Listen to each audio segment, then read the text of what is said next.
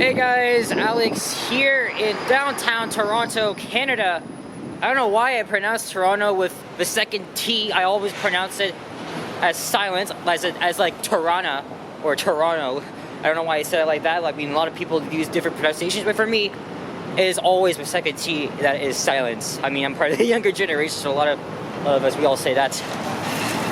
But here on Elizabeth Street and Elm Street, right outside the hospital for sick children, aka sick kids as locals call it. Here's a look up north towards Gerrard Street west. And it's a cloudy, overcast day, but it's pretty warm outside. As you can see, I am wearing a spring jacket. Throughout the past few days, like around Christmas time, it has been like very, very cold. And what, today is the 29th of December. 3 days left until the start of a brand new year. What is this? I mean, again, as I mentioned, this is Southern Ontario. You know, our weather is very bipolar, so it's bound to happen. But really, I mean, this weather is so freaking wacky here. Well, I wasn't gonna do a walking video right here in downtown Toronto, but I think what I'm gonna do is I'm gonna like circle around the hostel for sick children. Then maybe I'm gonna take Gerrard Street to Yonge and then down to the square. Now, funny thing is, I had intentions to come right here into sick kids. Why? So as you guys probably may know, if you even if you saw my past videos, hey look, Virginia. I haven't seen a Virginia play here. Well, as you guys may know, I am a huge on and off elevator enthusiast, and I really wanted to come back here and film the elevators, and I hesitated on coming here because, you know, with hostels in Ontario facing like very dire situations, especially hostels like sick kids, for example, it's just, it's been like unprecedented times for them, but I still want it anyway. I wanted to film some Otis elevators as well as a really old one from the 1960s that might be on the chopping block. Now, I grew up going to sick kids. I never had overnight visits though, but I came here for dentist appointments when I was like very young, and I've also went here for surgery when I was like 5. But of course there's a checkpoint, so when the lady called me here at the Elizabeth Street entrance, which is where you were just looking at, you know, she's like, do you have an appointment? I was very afraid to say that I was going to be filming elevators, but I had to because, you know, on the hostel's website, it literally said you cannot take any pictures without permission or videos, like without consent. So I had to, so I calmly explained to her. Well, she was very nice at the end, so a very huge shout out to her. I told her I'm a huge elevator enthusiast, and also this hostel is like nostalgia for me. I really admire the atrium, and I just wanted to film the elevators. So she told me, unfortunately, can't allow you inside unless you have an appointment. As we're now walking up University Avenue, you know, and that's of course, you know, I was very disappointed. So I calmly explained that, you know, I'm going to abide by her, you know, by the regulations, you know, because we're still in this freaking pandemic, right? When is it going to ever end? Even a viewer of mine said that, you know, COVID's never going to go away, even in 2023, which is again a few days away. So all the entrances to the hostel are closed except for the Elizabeth Street entrance. So like for this one here, there's no access you can see here. Of course, sick kids has been in the news lately because of staffing shortages, and the ICUs are full in there. I feel so bad for them.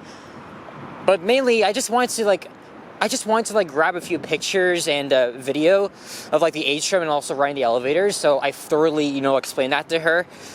And, you know, that's the thing. Normally, I don't do this sort of thing anymore, but sometimes I feel like I'm in the mood of, like, filming, like, vintage things. Because, you know, most of the vintage elevators, like, just interest me, and we're losing a lot of that charm. Look, there's Mount Sinai Hospital, and there's the Ontario Legislative Building up ahead. And here's Gerrard Street West, which I've never filmed a walking video on, so we're gonna go here and take it to Yonge. But continuing on with my story here. Yes, so we had this conversation for about like 4 minutes. You know, I told her like how I had like so many great memories at Sick Kids. I mean, she even asked me that, and you know, she's like, "It's glad to hear."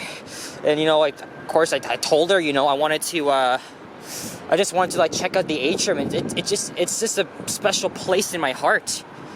You know, mainly because, you know, I got the surgery done, and I went here like countless times when I was very, very young, so. But unfortunately, not today.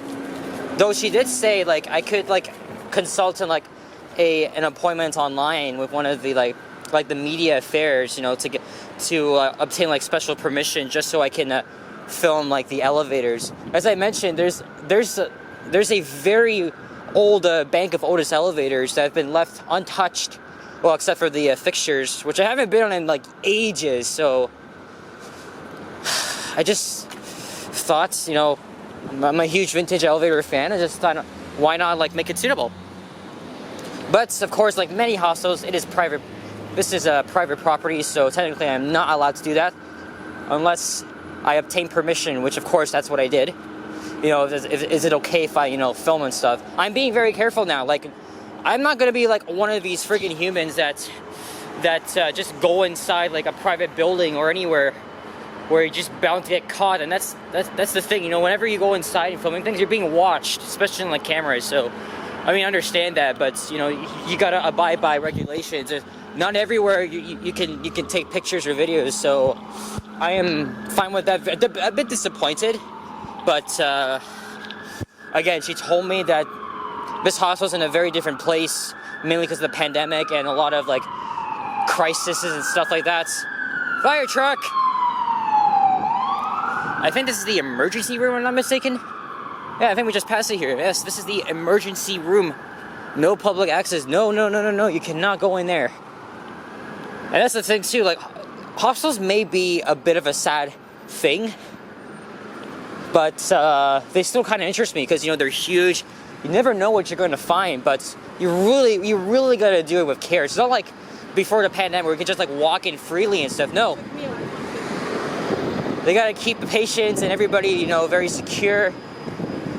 So of course, you know, I had to, you know, abide by it. And there's where I started. And there's that new pedestrian bridge going up, connecting the Peter Gilgan Tower. This area is like our hostel district, or aka University Avenue is literally like 10 hospitals, so that's why it's called the hospital row. And Gerrard Street is one of the longest streets in the old city of Toronto. I know it kind of breaks up at Coxwell Avenue and then it resumes again, just like a block north, and it continues on to Scarborough, where my mom used to live in the neighborhood of Birchcliff. I might head out there tomorrow, but probably just to film a bus ride. Look, Jimmy's Coffee.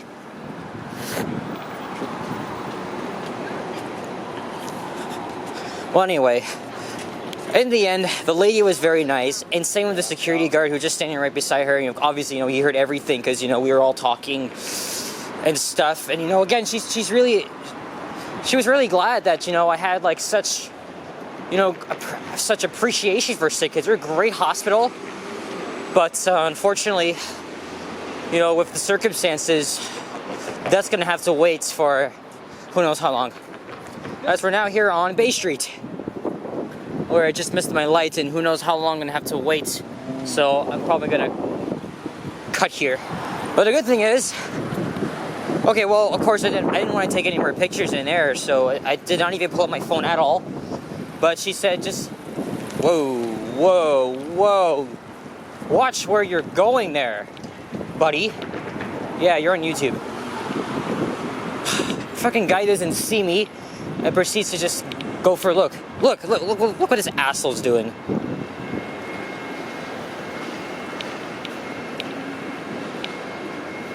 Well, anyway. I mean, again, as I was saying, you know, she told me, like, get one last look at the atrium, and I'm gonna send you out, so. Yeah, huge shout out to her. She was very friendly, so. Of course, you know, it's a children's hospital, and everybody has to be very friendly. But, you know, I'm glad that I haven't had to spend, like, any, like, nights there, or. Because I've been a perfectly healthy guy. It's just the only time I had to come in for, like, something big was when I was, like, 5. I actually kind of remember when I was getting surgery done on my teeth. But it was very, very minor. It was very quick. But I think I don't know if my parents still have, like, pictures of me in that bed post-operation, but what, I was, like, crying. I was, like, wanting my parents. And there weren't a lot inside. And And I was, and then after that, I don't know why, but I was given a wheelchair. I can't remember why. This was like a long time ago. But seriously, I don't understand. Is this literally the weather right now? Obviously not. So unless they're trying to like do this in Fahrenheit, which clearly they're not. What the hell? And this is the Chelsea Hotel on the right. It's one of the largest hotels in Canada. Very prominent too. And it's right next to this garbage, lackluster IKEA. There's nothing to offer there. I know a lot of people who live in the downtown core. You don't have to trek far to go to Etobicoke or North York. But seriously, it's cashless, and there's nothing good about it. I mean, I was hoping for expectations about this place, but when I went there in June, I was in and out of 10 seconds. I was not impressed. And here's Yonge Street, which divides east and west. It is always filled with tourists and so many people. And yes, I have filmed countless walking videos on this street. I think the last time I filmed a walking video in this part of Yonge, it was either some guy recognized me or he's like, "Are you vlogging?" And then he's like, "What's your channel?" And stuff like that. Pretty nice guy. Okay, we're going to cross over to the other side here.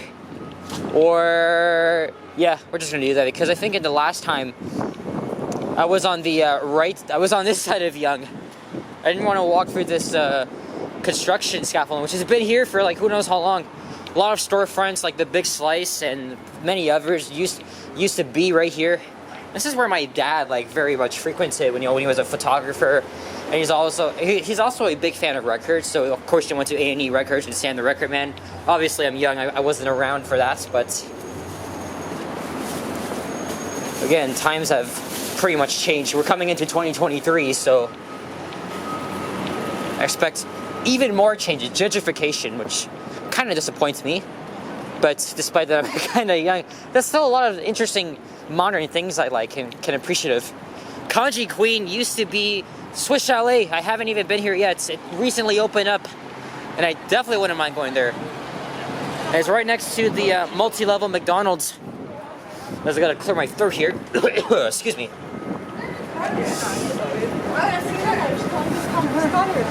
And of course, you're never gonna get rid of the famous Zanzibar.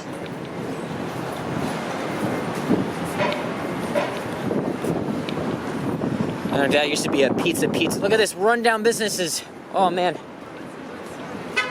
Is this part of Yonge on decline? I feel like COVID's just taken them away. And here's the Ryerson. Actually, no longer Ryerson. The Toronto Metropolitan University. This guy, oh, well, you can't turn right now because pedestrians have the right of way. So I think Sam the Record Man used to be right here. And I think it was like several years ago when the Ryerson Student Center, oh, because this guy was wanting to turn, he was like holding up the traffic here. Okay.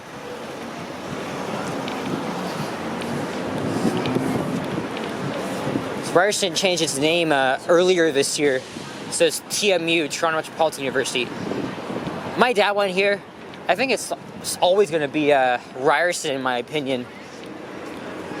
But so they changed it. They changed the name for like political reasons that kind of angered us. So Sunrise Records also used to be here, and I think a comic shop that I think me and cousin Andrew went to.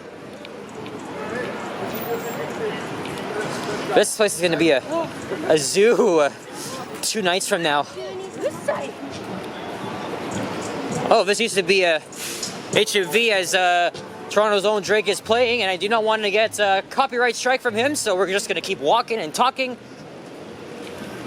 Oh, there it is, right here. Oh, it moved. Oh. And there's the Atrium on Bay on the right. And we're coming up to the center of the universe, as a lot of locals would say. Maybe that's true. But you're bound to find like a lot of people here, like the Believe guy and many of our buskers.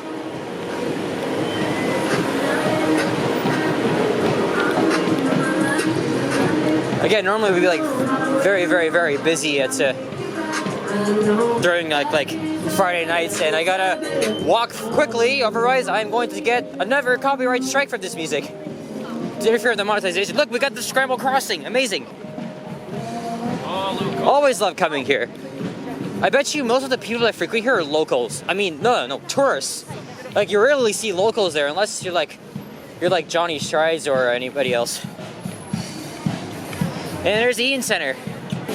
Alright, so since I've been to the Eaton Center like a couple of times, and I probably will be back here on Saturday, I think I'm going to end this up and maybe head on over to the Danforth and film some walking videos around the area.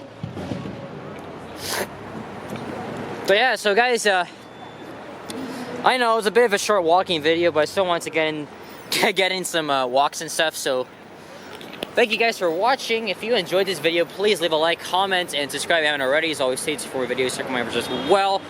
And happy holidays and happy new year, and I wish you all the best in 2023, and stay tuned for a lot more videos to come. Take care, adios, bye-bye.